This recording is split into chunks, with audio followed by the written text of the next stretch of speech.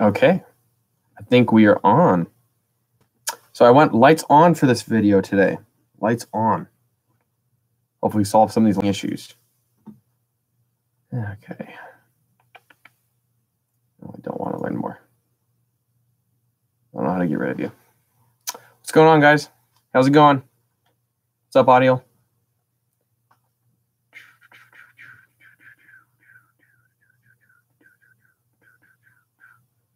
See people popping on here.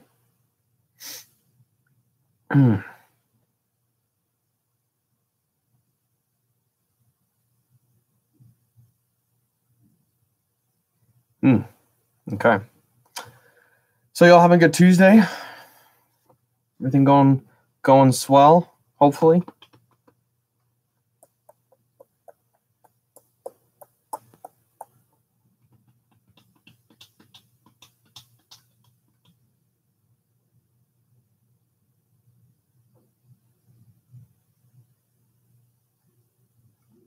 I've ever heard of the Nerd Vault. I've not heard of the Nerd Vault.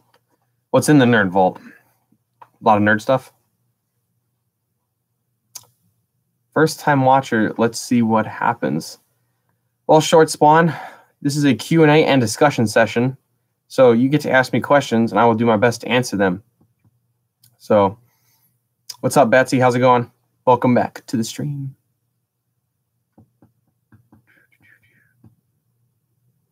What's up, Cursed Kitchen? How's it going?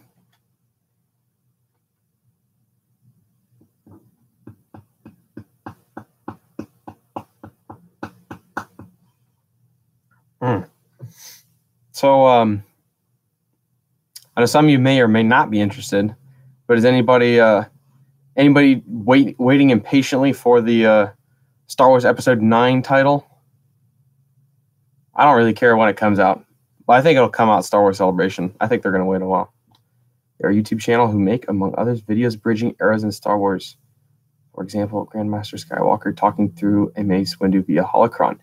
Oh, okay. I'm going to have to go check that out. That sounds actually really interesting.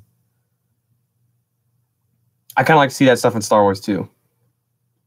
Thanks, Batsy. Yeah, I was like so tired with the lighting. I'm trying to make it look like I have nice equipment when I really don't. So, but we're just going to go with fully illuminated today. So I think we'll just keep it this way. Do you think it's the end of the Skywalker legacy? Probably. At least in the normal timeline or like the normal story. I just really don't know how they're going to wrap it up because, you know, the episodes 1 through 6 are such a complete story. I don't know how they're going to tie this all together, but apparently they got big things planned. So, and actually the writer on episode 9 is a big Prequels fan. So.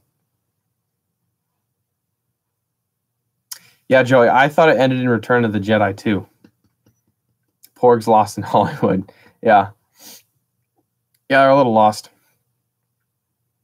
Kind of were too loosely tied in.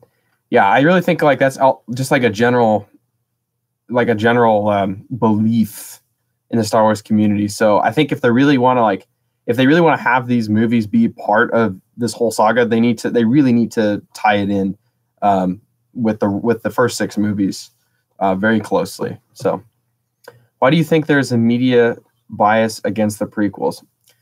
I'm a fan of it is because people, you know, you've probably seen this, but like the Phantom Menace came out, the reviews were very good. People, you know, very much enjoyed the movie for the most part. But then, you know, as the years went on, you know, eventually kind of became like cool to hate them, you know, type of thing. So it's like an internet bandwagon. People jump on this bandwagon. And to me, it's like, you're not allowing people to form their own opinions of movies.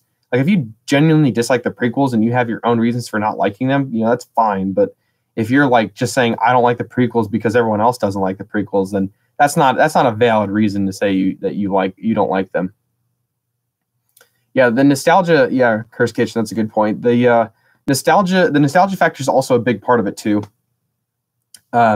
Really, honestly, if you can like think of like other things that you enjoy, you know, when they come out and then they come out with like a second, you know, version or like a reboot, it's always, everyone says it's never as good as the original. So we're waiting for that one reboot that's going to be better than the original. Blade Runner 2049 is an example for me of a reboot that's even better than the original. Do you think that years from now it will be cool to hate on the sequels? Because to be honest, we're entering that era right now. I would agree. I think it's kind of, especially The Last Jedi and all the flack that movie got. I think it's distracted a lot of attention away from the prequels, at least with the hatred part. Now people are like, oh, the prequels are actually good because we watched Last Jedi and I hated The Last Jedi type of thing. So I like The Last Jedi, but especially if they don't do right with Episode 9, it's not going to be good. After watching the Clone Wars cartoon, I fell in love again with the prequels. Yeah, they do so much to build up that era, and then also drive the character arcs and see how they, how the characters change from like Anakin being, kind of a bratty teenager in episode 2 to a little bit more mature in episode 3, and stuff like that. But also, tending towards the dark side, and slipping down that path. And then also, I think also it does a good job too is showing how the Jedi Council kind of lost its way and just or the Order in general lost its way, and became generals in the Clone Wars. So I know that's like one of my favorite lines is at the end of Attack of the Clones when Obi-Wan said would not have been a victory, and then Yoda says victory, not victory, because it's not a victory. The Jedi just got involved in a war. I mean, that's something that they, are pretty much sworn against. Do you feel that Rebels enhanced the OT/saga in the way that Clone Wars did for the prequels? Yeah, maybe in like a different way. I don't know. I think to me, it did a lot to establish a lot of like what you see in Rogue One, which I think Rogue One really enhanced the original trilogy. So, kind of leading up to that, I honestly think it enhanced more of like Jedi lore and stuff like that. So, what's up, Haley? That's kind of my opinion because you had the whole Malachor thing, and stuff like that, and then the Ahsoka Vader battle at the end of season 2 was awesome. That's my favorite like all-time season finale is the end of season 2 of Rebels. So. I just think it's like it's not the same as Clone Wars, in my opinion, at least in terms of the way it gels with the with the movies that it's working with. Have you seen Tarkovsky's Clone Wars from 2003? Are you talking about the 2D animated Clone Wars that were on Cartoon Network? Because I have seen those. Imagine if Obi would have believed Dooku when he was telling him the truth about the Council and the Sith. Yeah, I know. It's so I'll tell you guys a funny story actually. When I was it was the months up to Revenge of the Sith premiering, and I was talking to my cousin about it, and my cousin was like, "Oh, Palpatine is the Emperor, like, he's a bad dude." And I'm sitting here, I'm like, No way, Palpatine's the Emperor. That man is golden. And yeah, lo and behold, I was wrong. So obviously, I was a little bit too young to understand the foreshadowing there, but it's such a cool line, to be honest. So if Obi-Wan believed him, I don't know what would have happened. That might actually be a good video idea. Thank you, Shortspawn. I just wanted Boba and old Cody during the Imperial Age. I feel like we're gonna definitely get Commander Cody because I think his story's not done. We got to wrap it up. So, or at least talk about it or expand on it a little bit. Does it bug you when people defend Palpatine? Seriously, there are videos doing that. I mean, I've never seen any of those videos. I guess they would probably like bother me somewhat, but I think it's always interesting to see like the perspective. I think like, and there's a lot of videos like that about like Thanos from Avengers Infinity War of how like, Thanos is the good guy type of thing. I think that has a little bit more credibility to it than like saying Sidious was a good guy, because Sidious was definitely not the good guy at all. So, I mean, he just basically used people to get power and then got rid of them when they were useless. Dooku, sorry. I feel bad for Dooku. I feel bad for Maul. I feel bad for Anakin / Darth Vader. I mean, they all got used. Palpatine is definitely one of my favorite characters, despite being evil. So I will give you that one, Batsy. So his charm is what makes him evil. So, well, it's how he gets a lot of things done. So he plays very much innocent. So, do you think Episode 9 will Force Ghost General Grievous? I don't know, Audio. Did General Grievous go to the wellspring of life in his spare time? Learn the path to immortality? What about the theory behind Jar Jar? Question mark. So it's been a while actually since I reviewed that theory. I read it once when it was on Reddit and it was really popular. I don't remember too much about it now. And I remember reading it, I was thinking to myself, this is actually like it's a really well thought out theory, but there are some holes. And I don't remember exactly what those holes were, but very well thought out. Noggin did a great video on it. Okay, I'll have to check it out. Yeah, I got to refresh myself on the Darth Jar Jar stuff, assuming that's what you're talking about.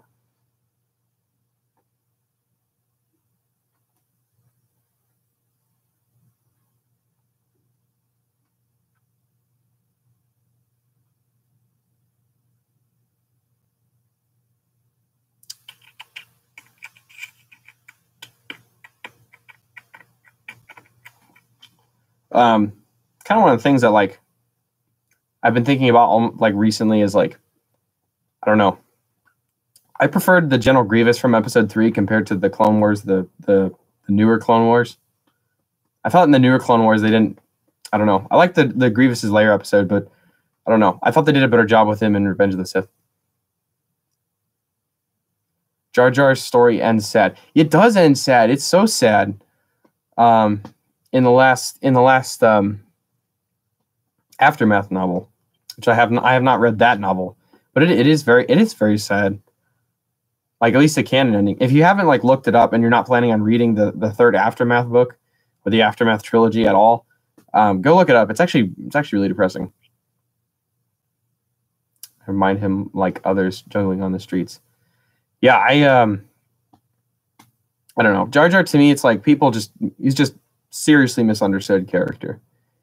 Do you see that Episode 9 will have Snoke return and reveal himself to be Ki-Adi-Mundi? I think that's an interesting theory, Audio. Do you want to do a video on that? That would be fun. Ki-Adi-Mundi live. Maybe the clones didn't kill him. Maybe he had body armor on under his tunic. Turn to the dark side. Faked his own death. Like Ahsoka did.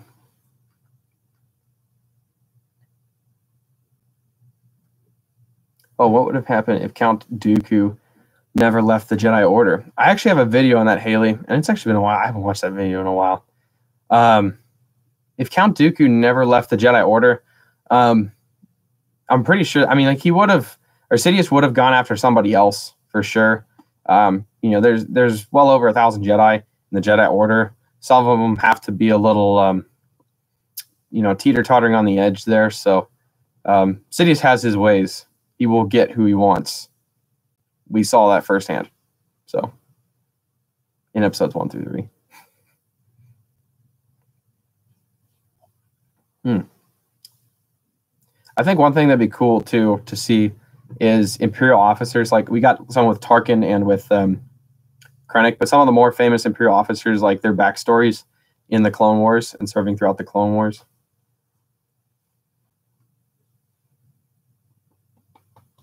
Ki-Adi was killed in Order 66.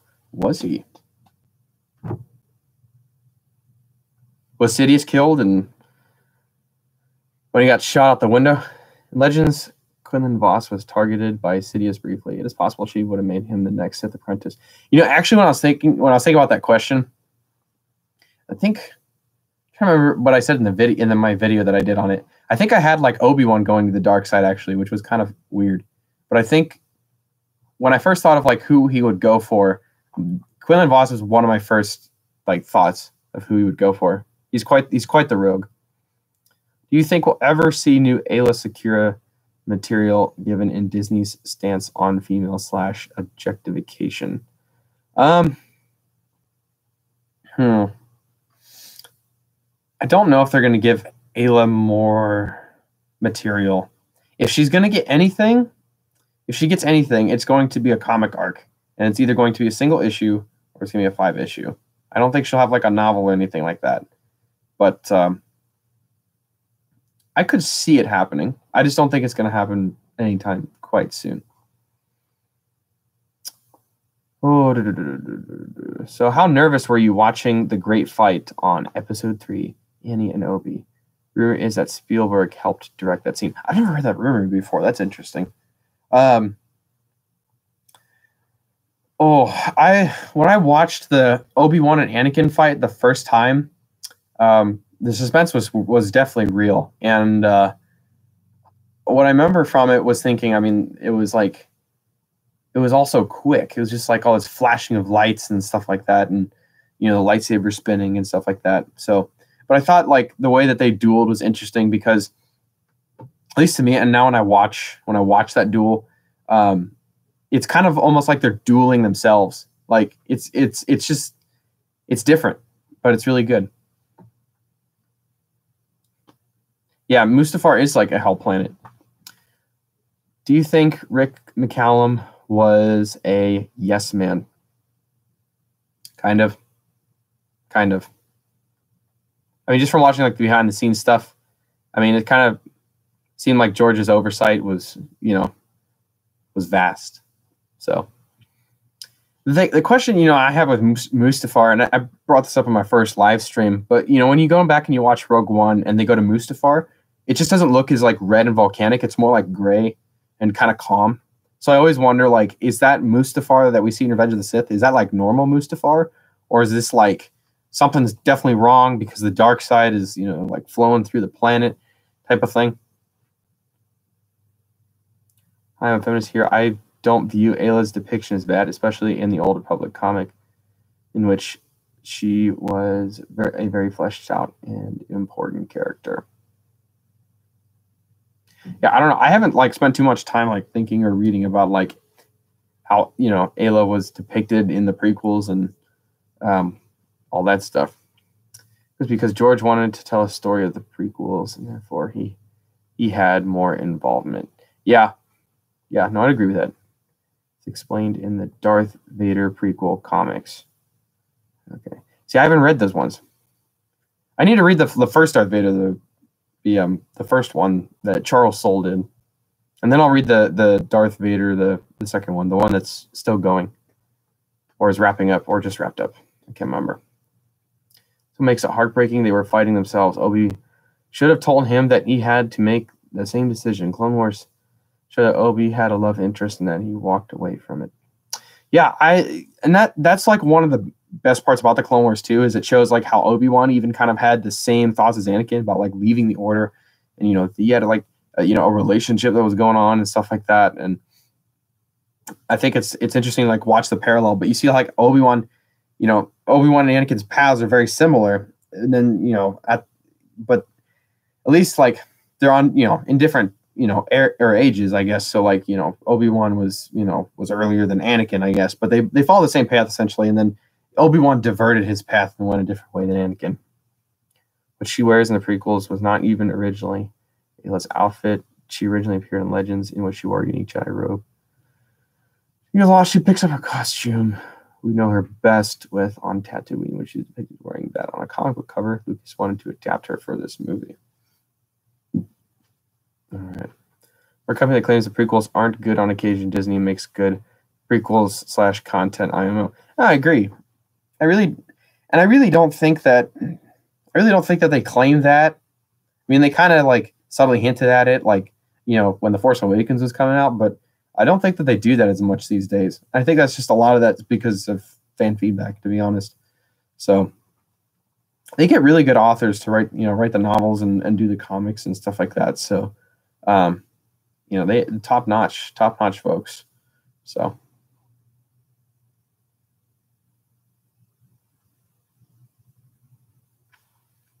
I was actually earlier today. I was reading the Thrawn Alliances because I'm trying to finish that up.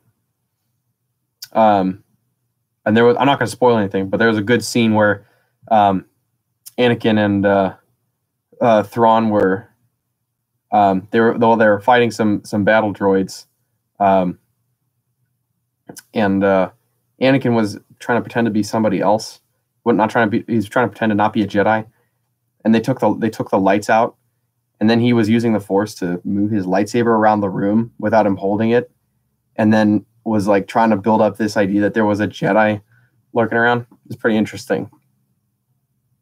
And Thrawn's inferences are interesting, especially the ones he makes about Padme. So read the book; it's good. Why do you think Kathleen Kennedy got a contract extension? Things have been a disaster with her in charge. I won't quite go as far to say a disaster. I mean, they've had obviously some not so good things. I mean, like The Last Jedi. I mean, even if you enjoy the movie, I mean, obviously there was a lot of backlash on it, but I don't think things have really been a disaster with Kathleen Kennedy. I don't think that she's entirely responsible for that either. So she's just one person in this whole cog.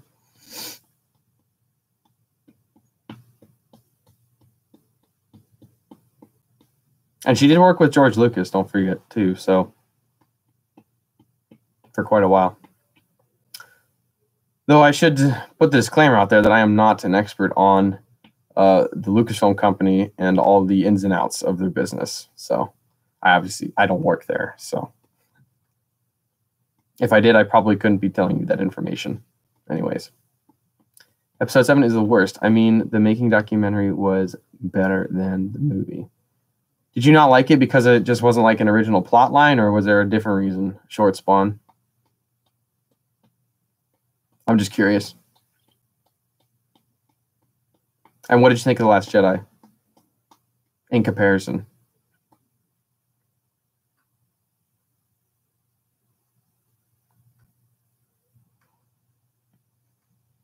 Broke too many rules. What kind of rules? Just curious. Okay, that's probably an interesting opinion. I've met like 2 other people with that same opinion where they didn't like 7, but they liked The Last Jedi. So that's interesting. You're definitely in the minority there. And for everyone else on the stream, put in the chat what your favorite type of battle droid is. I want to know.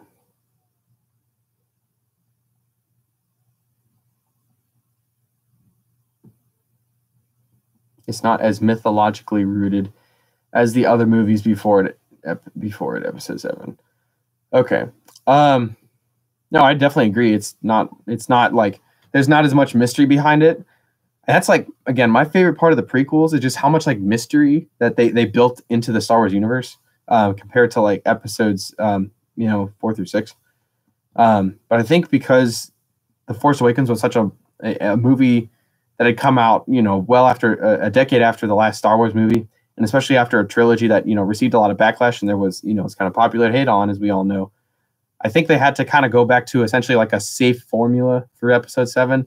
So, I mean, I don't necessarily blame them for that, but it's playing it on the safe side. So, and they ruined Han, Luke, and Leia.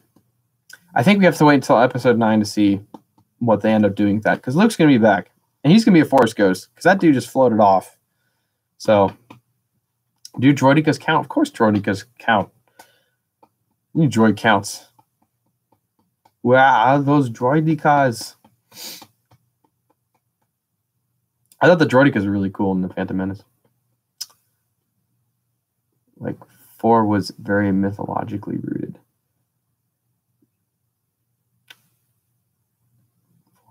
Yeah. I mean, yeah, I guess. I don't know. That's why I like different people's perspective. I think, like with 7, it's like they didn't have to really do a lot of, or creating a lot of mythology, I guess. I mean, I don't know. I'm probably just sputtering crap, but, your opinion is your opinion. If you don't like the movie, you don't like the movie. Must complete your training. She had no training. She just thought about being a Jedi because her thoughts she was able to battle Kylo. who had been trained by who has been trained by Snoke and Luke? Question mark. Yeah, that's kind of weird. I thought it was odd that she was just able to pick up a lightsaber and just start swinging around and beat Kylo Ren, who's been trained by Snoke and Luke and stuff like that. Had a lot of years of experience, but Episode 9, we'll see what happens because obviously she's different or special or well, I wouldn't say special, but different in some way. And the line that stands out to me, which they still have not answered in Episode 7, you go back and watch it, is when Kylo, the one First Order officer comes up to Kylo and he's like, we lost the droid or whatever, blah blah blah, and they're like, oh, they spotted this girl, and then he drags him across the room in like a force choke hold or whatever, and he says, what girl? So obviously he had some prior knowledge of her being on Jakku, which they still have not answered. So Kylo knows something that we don't know. And they pander to OT fanboys who hate the prequels. Yeah, I know. That was the big thing. I think especially because of the attitudes that people had towards the prequels at the time, they didn't want to turn people away. So that's changed, though. That has changed. They're a lot more. They are exploring the prequels a lot more than they were like 4 years ago. If that's the case, then Episode 5 isn't as good. Yeah, I don't know. I just feel like there's a lot of questions that haven't been answered, and maybe people have some grief with with Episode 7 and 8 that I hope will get answered in 9. That's my hope. I don't know if that's going to happen for sure. And all that talk about practical effects. The practical effects thing is crap. I mean, everyone's like, practical effects. I mean, of course, that's long been dispelled, and the prequels had, way more practical effects than any of the original trilogy movies combined. I mean, plus, CGI at the time was like the new thing. That was so cool. That was the way to do things. And honestly, he wanted to present, George Lucas wanted to present Star Wars on a scale much bigger than he could have in episodes 4 through 6. He wanted to show, thousands, hundreds of thousands of clone troopers. I mean, there's no way that, you're going to get a, crap ton of people to do that. I mean, you're still going to have, even if you do, you're going to have to CGI some people in there. So plus, I mean, at the end of the day, it also, compared to like hiring, two, I don't know how many extras they hire for those types of things, but they're going to hire a bunch of extras and stuff like that. And they got to make costumes for them. They got to feed them and stuff like that. So like doing it in CGI it was at the time was just like, oh, wow, look, we can do this whole thing, on the computer. So it was very much the prequels are very much pioneering in that sense. Those books don't have anything in them the girl doesn't already possess. That's actually a good point, Dale. I like the point. See, I think there's a lot more to Rey that we have to find out. So I'm holding off my judgment until I see Episode 9. And 2 was one of the first films shot completely on digital. Yeah, I mean that's kind of the whole point. Is that the prequels were ushering in a new age in cinema that a lot of movies today that we really enjoy, have to give credit to. For some of the technological advances that were made. What is my favorite prequel era starfighter? I liked the Eta-2 Jedi starfighters. Those things are freaking cool. I know when the Revenge of the Sith came out and I saw this, I wanted the Lego version, the Anakin. I had the Lego Anakin one, yellow one. But then like Target had some like exclusive Obi-Wan and Anakin one, and I was so disappointed I didn't get it. But the Eta-2 is definitely my favorite. V2 is also a good one. I like the V2, or not the V2, the V-Wings. Jar Jar brought forth the rise of characters like Gollum. Exactly. I mean, there's a lot of things in the prequels that other films used, and they don't get the same level of crap. It's because, it's been more refined, since it was, used in the prequels. So if you want to like view some like stuff, for telling people that the prequels, weren't all CGI, look at the pod race, the Boonta Eve stadium for the pod race. That was all built. That whole setup, that was all practical. Even the little people. I mean, they had like little Q-tips or whatever. or cotton balls or something for the people. But like the whole scenery was all practical. It was all miniatures.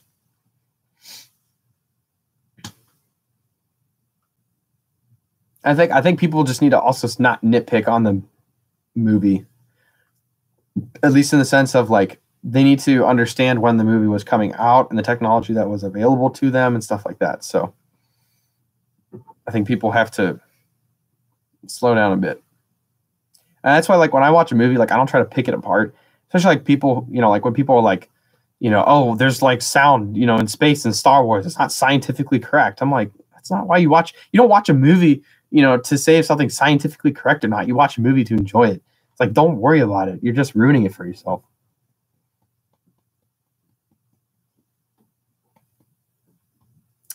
Pod race was so cool. It was like a futuristic chariot racing, and it was also plot relevant. Yes, it was amazing. The pod racing scene was like when I was little was like definitely my favorite. Well, sorry, second favorite scene.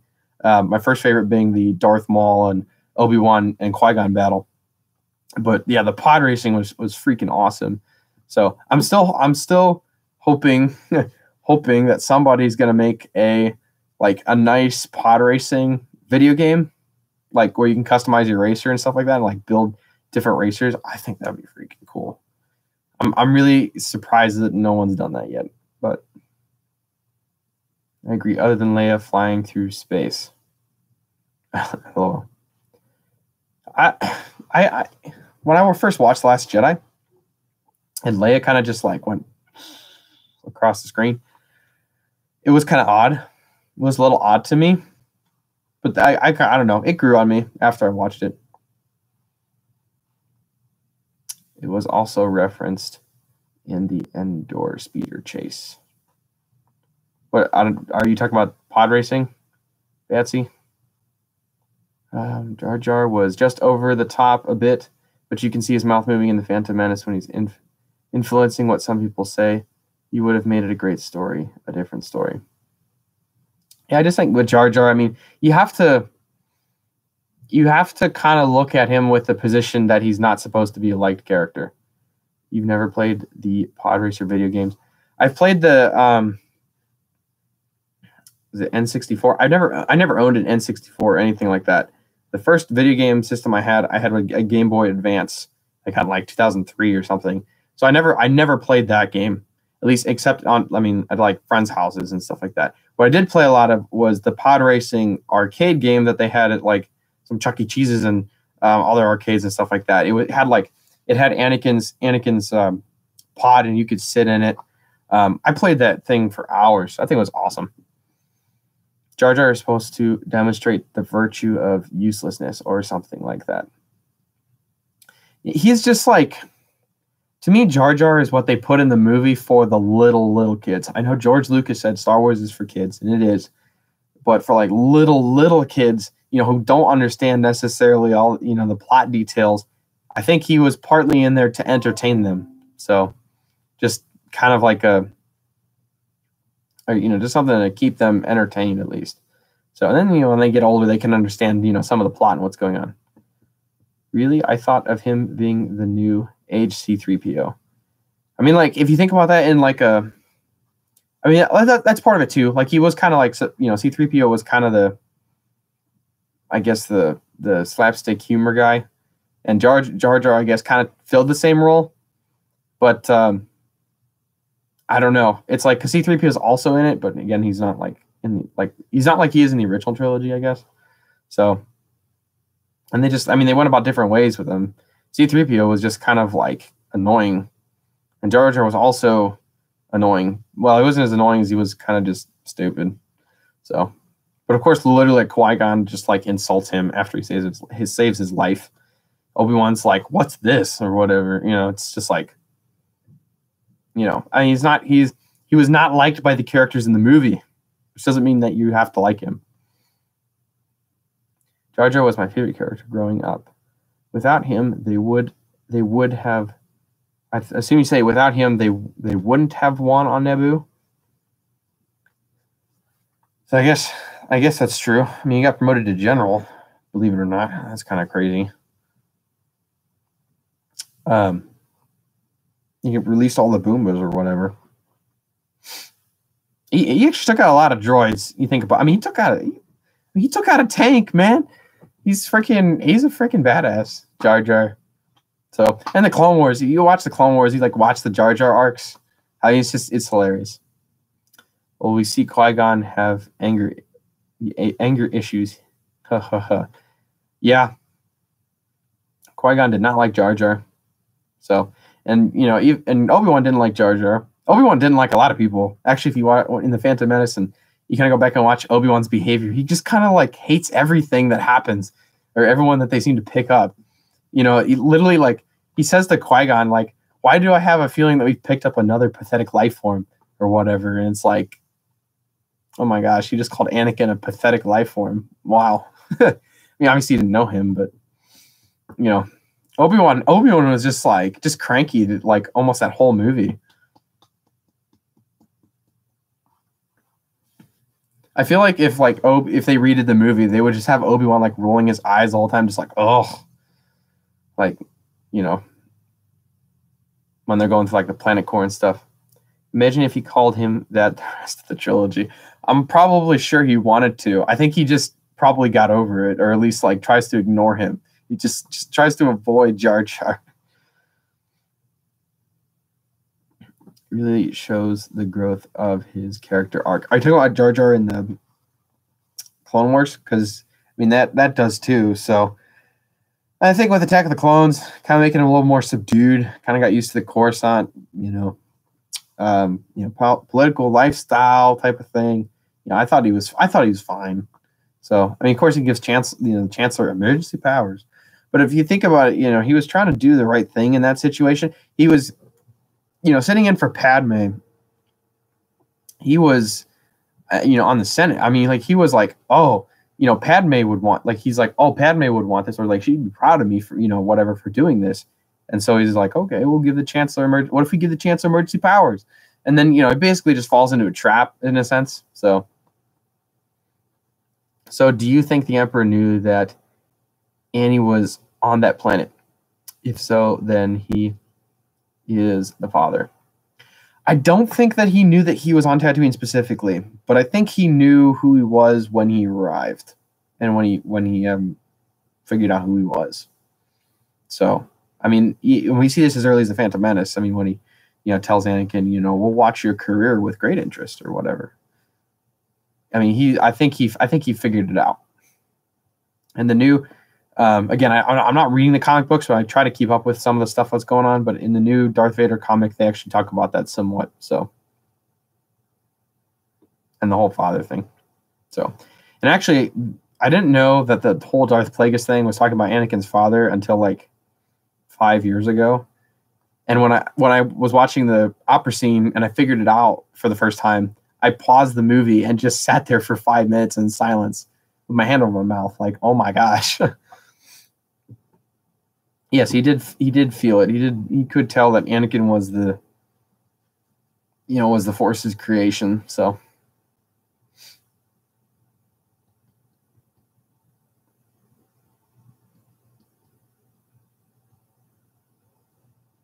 yeah, that opera scene though, I mean, I'll keep going back to that. That's just an amazing scene. So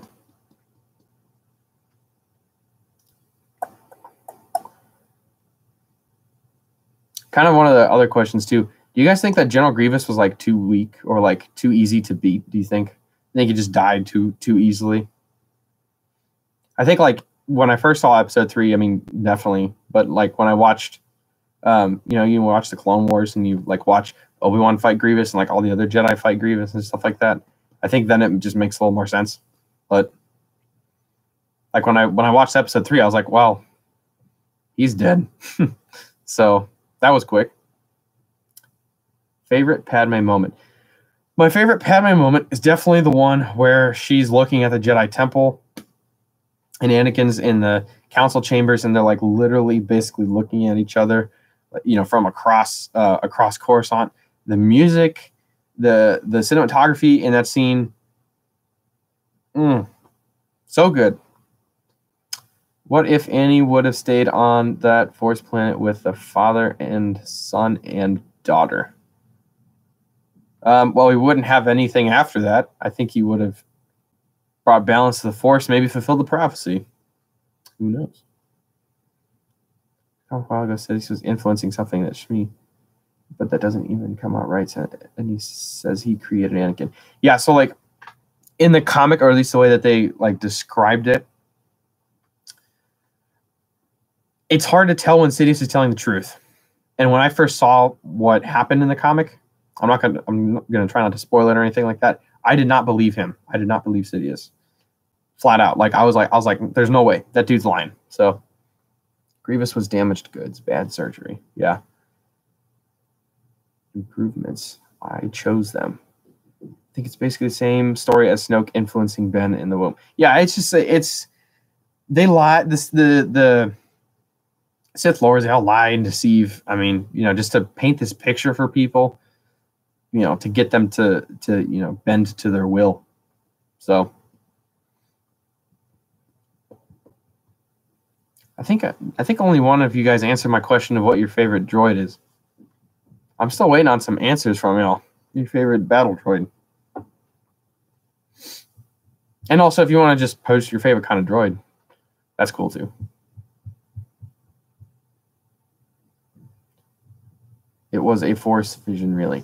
Yeah, I think that's like, the Force is like a Force vision, like, I mean, like kind of like the ones that are Revenge of the Sith in a sense. The screen when they kiss before they go out to everything is perfect. That's also, that's also a good one. That's also a good one too. There's a lot of good Padme moments, obviously. That's why she's a fan favorite character. So K2's awesome. So he's one of my favorite droids from the new stuff that's come out. The BB unit. Yeah, so when the Last Jedi stuff, the promotional stuff was coming out, and they had the BB-9E, the evil First Order droid version, I was so pumped about him. And they had like a little video of him with BB-8, like little 2D animated thing or something like that, and like he had like the coolest like techno noise, like wow, wow, stuff like that, very deep, kind of cool. I loved it, and he's just like flat top, kind of like a trapezoid top instead of a round top. K2 or the one from Solo. Yeah, L3.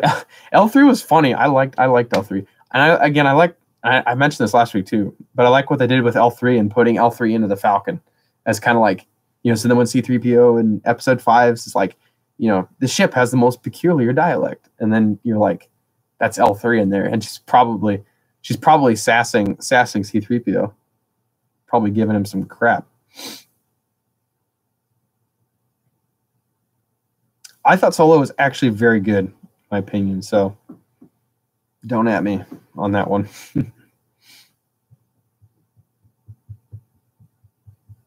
I think there's a lot to build off of with Solo that they're for some reason not doing right away. I thought they would like kind of build more off of Solo right after it came out, but not really doing that so much.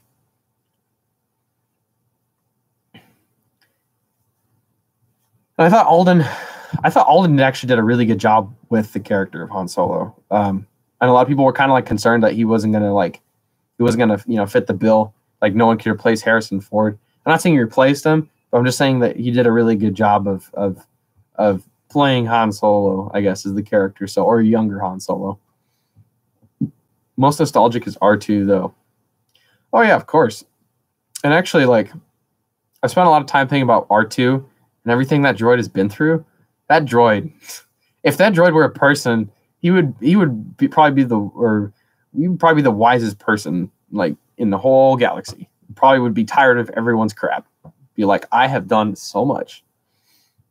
I mean, like the dude, the little droid literally went into outer space on a ship and fixed the shields and like watched all of his comrades just get blasted off into pieces. I mean, like that's traumatizing. That droid has been through so much crap. You got dragged to Mustafar to watch Anakin get barbecued by Obi-Wan Kenobi. I mean, that poor little droid. Other than Han speaking Wookiee, but I thought Chewie should have won supporting actor. LOL. No mind been wiped too many times. I didn't think I don't think they wiped R2's memory. I don't think they did. They wiped C-3PO's memory, you know, because obviously he doesn't say anything about what happened before in episode 4 about, you know, he doesn't say anything about the prequels in episode 4, so they had to do that. It was a great scene between him and Luke on 7. Or you talk about The Last Jedi with when Luke reunites with R2. I thought that was cool. The cheap move or whatever. So that was funny.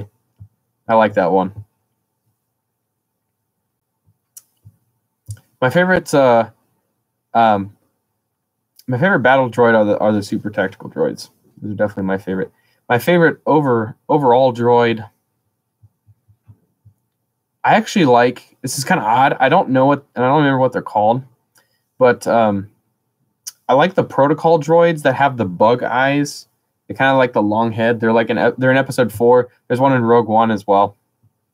I think, and I think there's one in Solo too. They're pretty. I don't know. They're pretty interesting. They have cool voices. Only once in Clone Wars, the Cad Bane Senate plans prequel. I'm not sure what you mean there, Batsy, by only once in Clone Wars, the Cad Bane Senate plans prequel.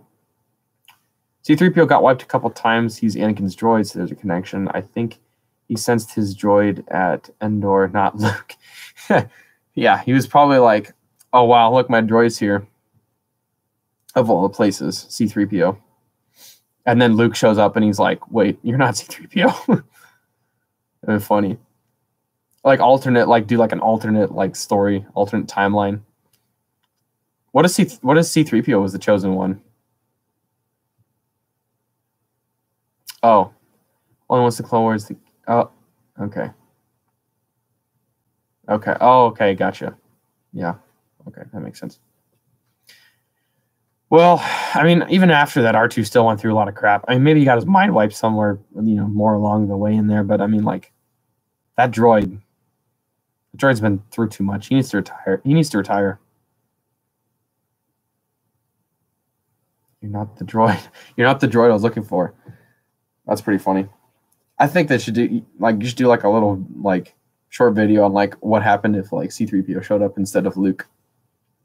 Maybe Luke sent C-3PO as a decoy. Yeah, what did you guys think of the C-3PO Return of the Jedi being a deity? What did you think of that? I thought it was kind of fun, to be honest, when I first saw it. I think it got him some time in the limelight that he didn't get. Dale, we gotta do a video, man. We gotta make like a little spoof video. You guys are coming with some great ideas here in the chat.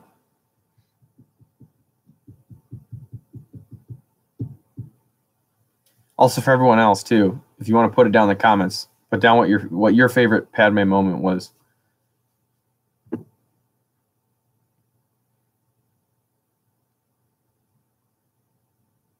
The other thing too, I mean,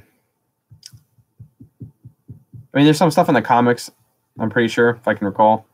But stuff like with the Japor snippet, I'd like to see that come back. I think it'd be cool to see that in like episode 9, but again, it was buried with Padme, so we're probably not going to see it again. But we are hoping for a great episode 9. But if you think about it, they are going to kill a lot of people. Leia, Billy D, R2, Chewie, who else? I don't know. That's the thing. Like, I don't know if they're going to literally kill everyone off. I have a feeling that, I don't know. I really don't know if they're going to kill off Leia. I kind of feel like they're not, but I don't know. It's all speculation. So I just don't know. I'm wondering what they're going to do with Kylo, because I really thought that in that movie, at least halfway through, I was like, Kylo's going to turn to the light or whatever. But I didn't want him to. I wanted him to stay on the dark side, which he did, thank goodness. But I thought he was going to go to the light side, and scared me for a bit. But now I'm kind of like, what are they going to do with Kylo? Because like the whole thing was like, oh, he's redeeming himself or whatever. But you know, Rian Johnson was like, not we're going to throw a wrench in there. Kylo's going to stay on the dark side. He's power hungry. He's going to take the power from Snoke. He's going to put General Hux in line. Blah blah blah. So I don't know what they're going to do with that. We'll see. Vader, I sense something I haven't felt since. Man, C3PO, and I thought, well, hey, that could have actually totally been the thing. He could have been sensing C3PO the whole time, and then Obi-Wan shows up. Maybe everyone was just trying to protect C3PO. Maybe that's what the whole Star Wars saga is about. Everyone is trying to protect C3PO from the dark side. Bring back the Knights of Ren. They have been in the Outer Rim. They got to explain that. Yeah, the other thing too, I don't know if, maybe it's been answered. I don't know.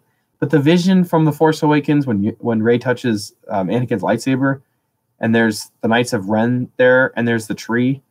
I don't know what that, like, what's going on there. I don't know if that's any reference to, like, the Jedi Temple Massacre or what, but, like, I don't know if we got an answer to that one. Knights of Ren will be in episode 9 a bit. That's kind of, Dale, that's a good point. That's why I'm glad that J.J. Abrams is finishing this up, because he kind of started it. So I think he would have the, a better idea of how to end it. Killing R2 will give me more reason to say episode 7 than I can. Joey, I can say, at least with a 51%, at least a 51% confidence, they will not kill R2-D2. I really don't believe that they will kill R2. And I don't believe that they're actually going to kill a lot of people. Yes, clean your mess, JJ. LOL. Yeah, okay. Joey, I don't know if JJ really hates the prequels. Well, I guess, okay, there was that Jar Jar thing that he tried to do. So maybe you're right on that one. But the writer don't forget, Joey, the writer for episode 9 is a big prequels fan. So, and he said that he will be incorporating elements from those movies. So, did you ever read that one Anakin/Vader flashback comic with Shmi and 3PO? I might have read it. I don't know. It's not quite coming to mind here. I'll have to look it up. Most impressive. They trained with Ben and Rey at Luke's academy. Rand devised the plan to kill Snoke, but Ben falls after killing Snoke.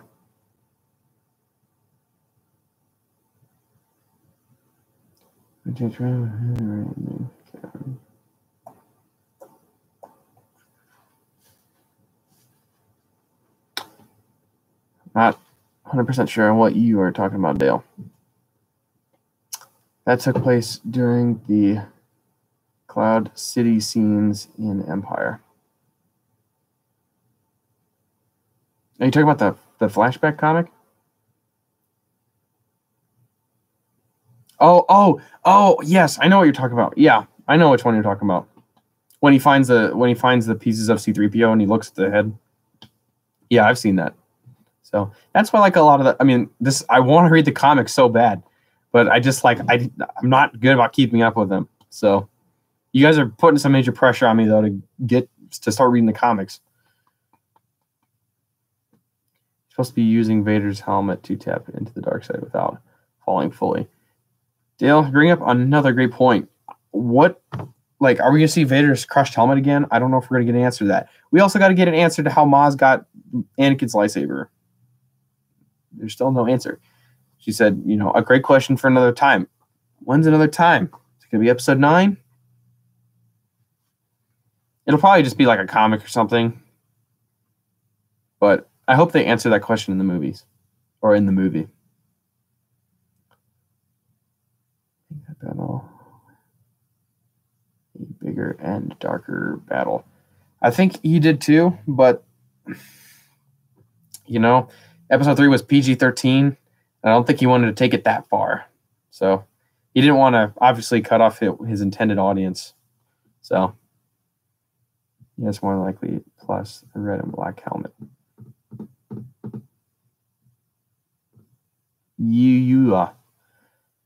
Crate, sand, and super glue. Yeah. Yep.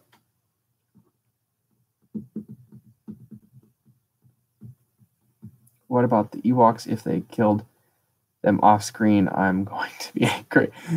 Oh my gosh. Yeah, if Kylo Ren just comes in and be like, we killed all the Ewoks on the forest moon of Endor, and then all the Resistance people are like,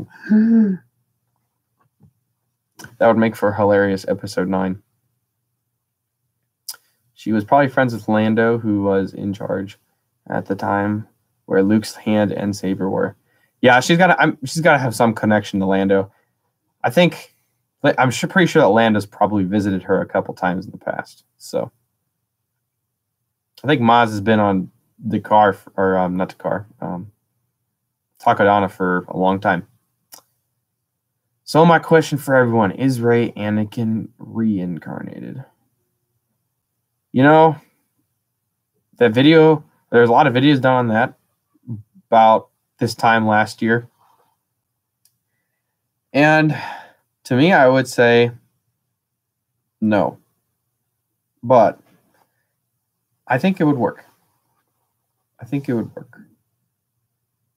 I think it would work in the sense that if Rey was, and this is why it makes sense to me, because Rey is trying to kind of like correct Kylo and be like, don't do this, don't make the same mistakes that Anakin made, or Darth Vader made, blah blah blah. So that's kind of, that's just kind of like how I can see it. I don't think it's likely though.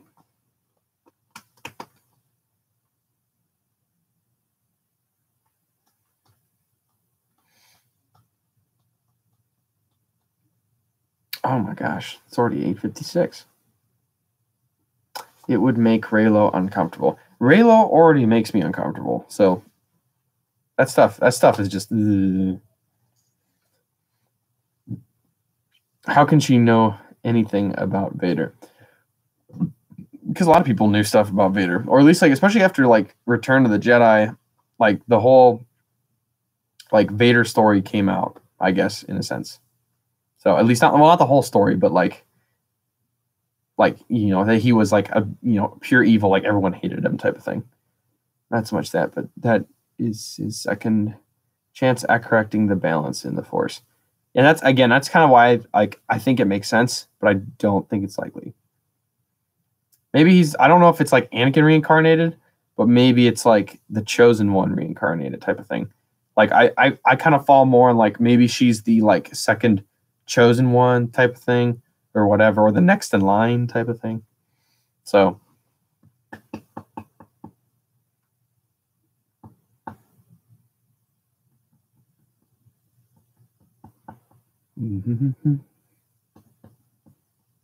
there's a balance if you think about it. Yeah, and I kind of one of the reasons why I don't think it works is because they're not Sith. Kylo and Snoke are not Sith. And the prophecy was that Anakin would destroy the Sith, which he did. So I don't know if that invalidates that or not, but we gotta wait and see. We gotta wait and see for episode 9. Also, thinking that Anakin's soul was divided and Ben is the other half. So many ideas. Dale, you have a lot of great ideas. You should go to Lucasfilm and tell them about your great ideas. You're bringing up things that I have never even thought about. So much speculation. I don't try to I don't know if any of you guys watch Mike Zero or anything like that on YouTube, but I had to stop watching his videos because a lot of the times they were wrong and it was a lot of clickbait and ended up being disappointed. So I try not to speculate too much about upcoming Star Wars movies. So I really hope though that they do more anthology movies like Rogue One and Solo. So I know they have the new trilogy and stuff like that, but I want to see some more kind of just lore building movies that don't necessarily tie into the main saga, at least at least into the Skywalker saga. It's a trap.